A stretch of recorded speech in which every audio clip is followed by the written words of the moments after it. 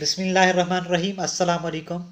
آج جس ٹاپک میں بات کر رہا ہوں وہ یہ ہے کہ پاکستان کا نظام تعلیم کس طرح اس میں رہنے والے لوگوں کو آپس میں تقسیم کرتا ہے۔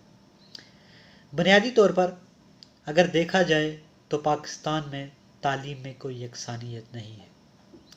یہاں پر امیر کے لیے الگ تعلیم، غریب کے لیے الگ تعلیم اور ان لوگوں کے لیے جو دیکھتے ہیں، چاہتے ہیں کہ اپنے بچوں کو دینی تعلیم دلوائیں، وہ ان کے لیے، جسے اردو میڈیم، انگلش میڈیم اور مدارس کی تعلیم میں تقسیم کر دیا گیا۔ اس کی مثال اس طرح سے ہے، جب میں اردو میڈیم کو دیکھتا ہوں تو اس میں مڈل کلاس اور لوئر کلاس کے لوگ اپنے بچوں کو تعلیم دیتے ہیں۔ یہ وہ لوگ ہوتے ہیں جو اپنے بچوں کو بڑے بڑے سکولوں میں تعلیم تو نہیں دلوا سکتے، تو وہ اپنے بچوں کو گورنمنٹ سکولوں میں داخل کرواتے ہیں۔ وہاں پر اگرچہ ان کو انگلش میڈیم تعلیم بھی ملتی ہے، لیکن وہ اس طرح سے نہیں۔ دوسرا وہ طبقہ ہے جو امیر طبقہ ہے، جو اپنے بچوں کو بڑے بڑے سکولوں میں داخل کرواتا ہے اور انگلش میڈیم میں تعلیم دلواتا ہے۔ دوسرا طبقہ یہ طبقہ ہے۔ تیسرا طبقہ وہ جو مدارس میں اپنے بچوں کو تعلیم دلواتا ہے، وہ یہ سمجھتا ہے کہ ہمارے سکولوں میں بچوں کو وہ دینی تعلیم نہیں ملتی جو ملنی چاہیے، کیونکہ یہ ملک کلمے کے نام پہ بنا ہے، اسلام کے نام پہ بنا ہے، تو وہ یہ سمجھتے ہیں کہ ہمارے جو بچے ہیں ان کو دینی تعلیم اس طرح سے نہیں مل رہی جو ملنی چاہیے، تو وہ اپنے بچوں کو مدارس میں داخل کرواتے ہیں۔ تو جب ہم اپنے بچوں کو 3 طرح کی تعلیم دلواتے ہیں تو اس طرح ہم ان کو تقسیم کر دیتے ہیں۔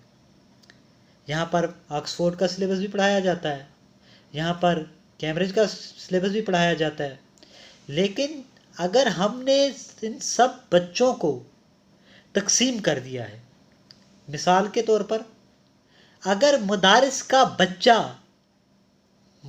کے بچے ڈاکٹر انجینئر نہیں بن سکتے، کیا ان کا حق نہیں ہے کہ وہ انجینئر بنے؟ کیا ان کا حق نہیں ہے کہ وہ ڈاکٹر بنے؟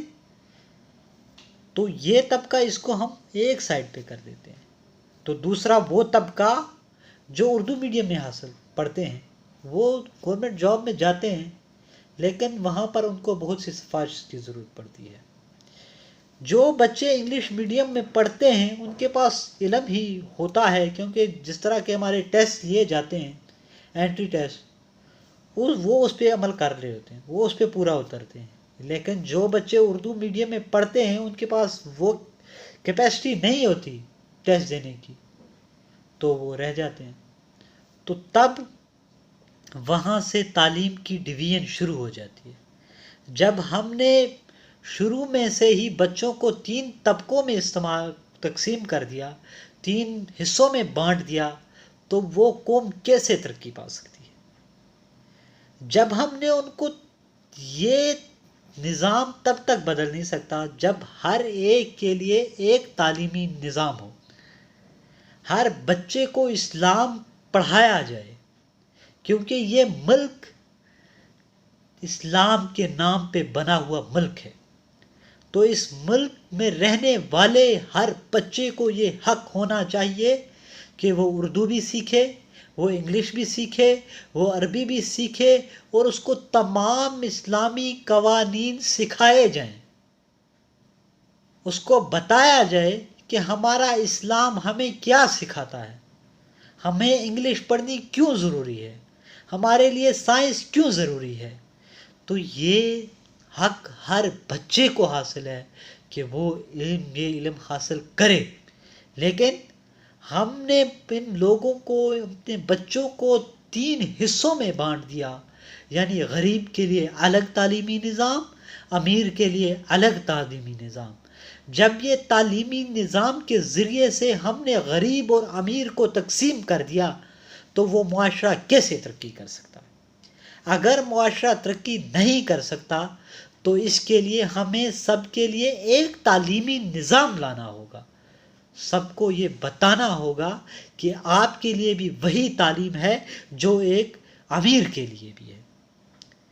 جب امیر اور غریب کا اتنا فرق تعلیم کے ذریعے بڑھ سکتا ہے تو وہ کس طرح کم کیا جا سکتا ہے؟ تو آج میں بنیادی طور پر یہ کہنا چاہتا ہوں کہ ہمیں اپنے تعلیمی نظام میں جو تفرقہ بازی پیدا کی ہے، یعنی غریب کے لیے الگ نظام تعلیم اور امیر کے لیے الگ تعلیمی نظام، اس کو ختم کرنا ہوگا. ہمیں سلیبس ایک لانا ہوگا. ہمیں ہر چیز، ہر ایک انسان کو حق حاصل ہے کہ وہ جو چاہے وہ کرے، وہ جو مرضی چاہے تعلیم حاصل کرے. یہ حکومت کی ذمہ داری ہے.